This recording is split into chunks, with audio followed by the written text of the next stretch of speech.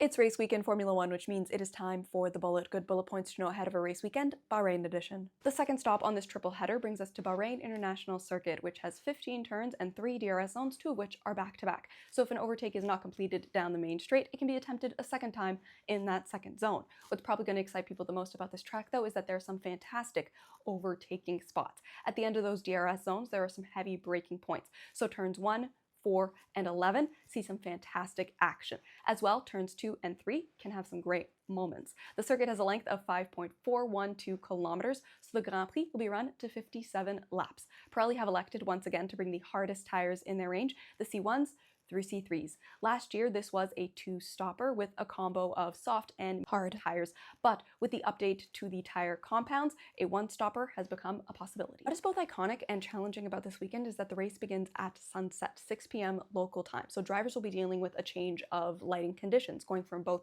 artificial and natural to purely artificial. The heat from the daytime is also going to be dissipating as we get into the evening, and that's going to affect the car's setup, aerodynamic performance, the cooling system, and of course, the tires. Teams will be dealing with a single hour to be getting all the representative data that they can possibly for this race, because FP1 and FP3 are earlier in the daytime. FP2 on the Friday also begins at 6 p.m. So that's their 1 hour, the one chance they have to get the most relevant data that they possibly can. Yes, they have all the information from preseason testing, but nothing is going to compare to having data from 48 hours ahead of time. This track has a very abrasive surface, so between that and the higher temperatures, we should be looking at our first race weekend where tire management really comes into play. There's also sand all around the track, and winds can change direction up to 180 degrees throughout the day, blowing that sand onto track, getting it onto the tires and into the nooks and crannies of the car.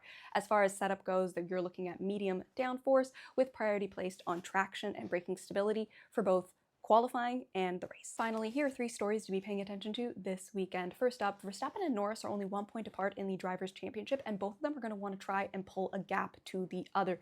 Verstappen has a car that he is not quite content with and hasn't been able to have his teammate up at the front helping him out just yet this season. For Norris, he has a teammate that could also be a competitor for the championship, and he has to figure out what he and McLaren can do to boost that performance to get close to Verstappen's level. There are still 5 drivers that have not scored any points, and they will of course be looking to change that as quickly as possible. There are also 5 drivers that will be participating in FP1 sessions as young drivers. These are their names, the teams they will be participating with, and who they will be replacing for that session. And there you have it, some good bullet points to know ahead of a race weekend. As always, if you have any fun facts to add or questions, pop them in the comments. No watch along this week because I am traveling. So let's go ahead and have an absolutely fantastic race weekend.